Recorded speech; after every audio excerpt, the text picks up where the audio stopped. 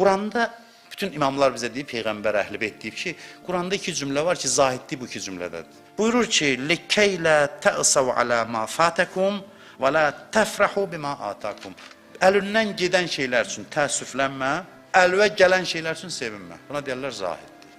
Bu iki cümlədir. Gələndə sevinsən, gedəndə kədərlənəcəksən. Bəs nəyə sevinək onda? Gələndə sevinmə, gedəndə. Və nəyə sevinək? Özünə layiq səbəbdir sevinməyə. Sevincə insansan, özünə layiq səbəbdir. Bir dənə sizə söz deyim, bunu da yadda saxlayın.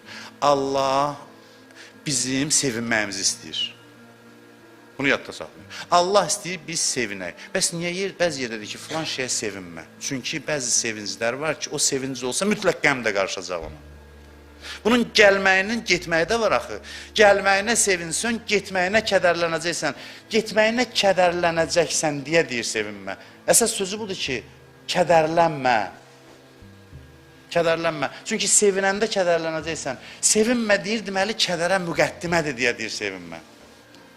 Başa düşürsünüz, bu çox qiymətli söz oldu ya, bu çox qiymətli sözdür. Sən demə, Allah harada sevinmə deyir, o şeylərə deyir ki, onun sevinci sənə narahatlıq gətirir. Bəs necə eləyək həmişə sevincək, halda olaq, Allah belə istəyir, bəli, ola bilər, bəli. Sadədir, aradan getməyən şeylərə könül bağla ki, heç zaman getməsin, sevin, kef elə özün üçün. Kimin sənin sevincindən nə işi var? Allah elə istəyirsən, hər an sevinəsən. O yerdə ki, deyir, sevinmə, deyir ki, çünki müvəqqətidir. Bunu indi sevinməyin burnundan gələcək, axı, niyə mən istəmirəm sənin burnundan gəlsin, sən narahat olasın. Biz deyilə bilir ki, Allah deyir, sevinmə. Əksinə, hədisdə var, Allah zahiddir, ona görə deyir insana ki, insanın qəlbi aram olsun, hazırlığı olsun ki, bir insanla danışmaq mümkün olsun.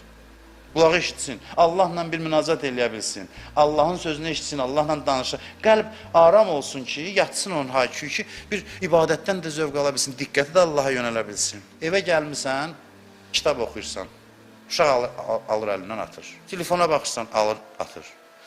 Televizor yandırsan, söndürür. Ay bala, nə istəyirsən məndən? İstəyirəm bunları qoyasan kənara, mənlə oturub söhbət eləyəsən. Mənə diqqət eləyəsən. Allahı uşaqla müqayisə eləmirəm, mövzu aydın olsun deyə deyirəm. Allah da demir ki, qoy qırağa. Allahın fərqi bundadır ki, Allah deyir, məşğul olur, qəlbin mənlə olsun. Qəlbindən çıxart ki, bir oturaq danışa bilədir, yox, sözümü eşitmirsən, sən qulağın kardır. Qəlbindəki bu təlatüm imkan vermir, oturaq bir kəlmə danışaq, bir münacat eləyəsən, zövq alasan. Qəlbim mənimdir, onu başqasını doldurma, bu mənimdir. Bunun da xeyri sənədir. Əla biz zikrillah tətməinnül qulub, qəlblər məni yad eləməklə aram olur. Yad elə ki, aram olasan.